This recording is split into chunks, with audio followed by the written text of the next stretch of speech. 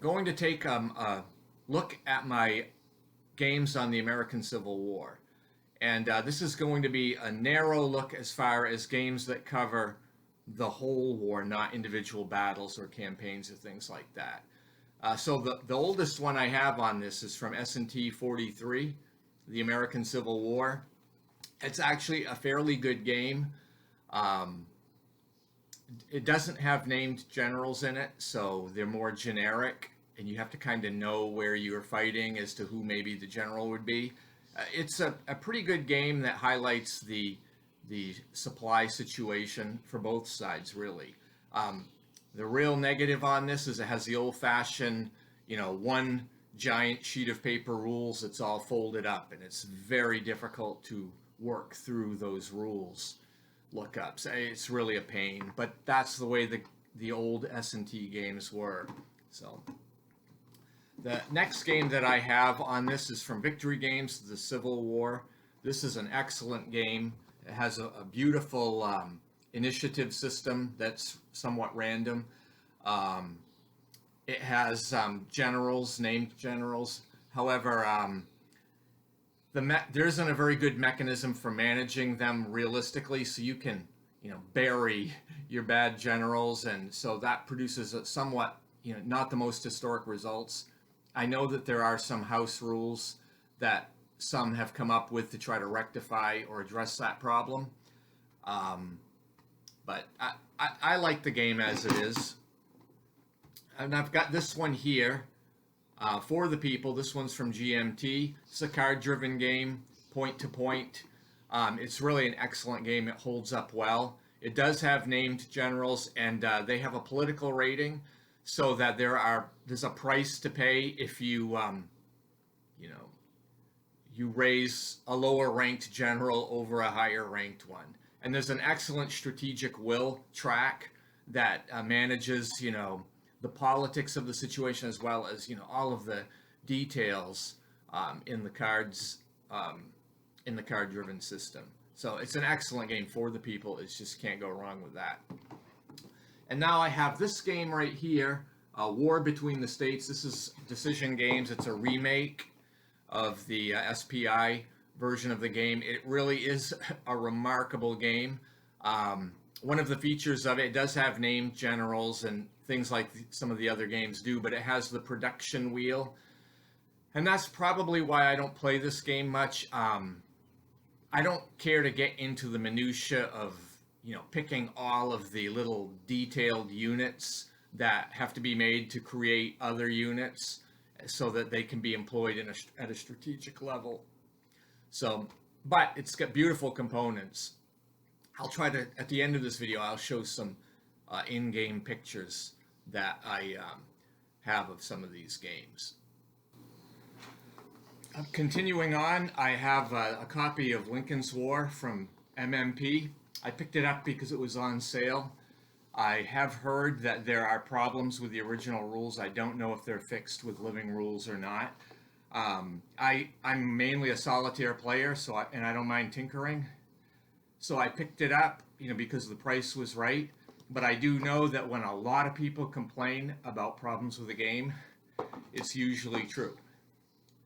I also have this game. This is excellent. It's probably my favorite Civil War game, the U.S. Civil War. This is somewhat of a redesign of the Victory Games, the Civil War. This is just an excellent game. One of the distinctions in it, though, it has named generals, but they're on a track, a schedule, so they can be used when they were historically used, and if they died, their counter disappears, historically in the game when that happened, or if people were removed for political reasons or other reasons and never came back as a general, they don't in this game either. It's hardwired. But I don't mind that, and it does create a very realistic overview. It also has a basic naval system and a more complex one.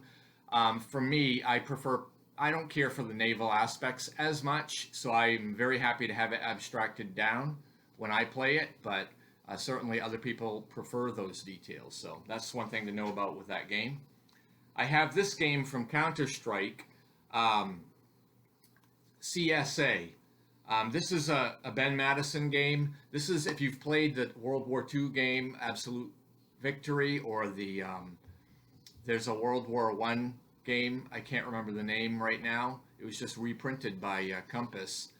And this game here, they are very similar. The distinct feature here is there is a complex historical event table that can be drawn, so it does provide different details, and the historical events interact a little bit with the interface of the game, but it provides a lot of flavor. I mean, there's hundreds of historical events that come into play in the game, and you can see how they affect the disposition of forces and what the forces can and can't do. So I think it's an excellent game. And I picked this one up recently called Jeff Davis. This is a solitaire game where you play the South. It's a little bit, I would put it in the category probably of the States of Siege type system, but a little bit more complex in some ways. I have not played this game yet. I picked it up because I want to dive into it at some point. Anyway, that's my set of games on the entire Civil War. I don't think I left any out, but maybe I have. Anyway, I'll like to provide just a few snapshots of in-game pictures that I have of the ones that I have played before. I hope you enjoyed that.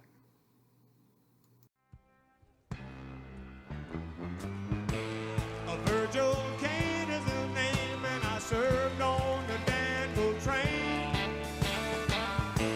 To Stoneman's cavalry came, and they tore up the tracks again. In the winter of '65, we were hungry, just barely alive. By May 10th, Richmond had fell. It's a time I remember oh so well. The night they go Dixie down, when all the bells are ringing. The night they go Dixie down, and all the people were singing. They went na na na na na na na na na na na na na.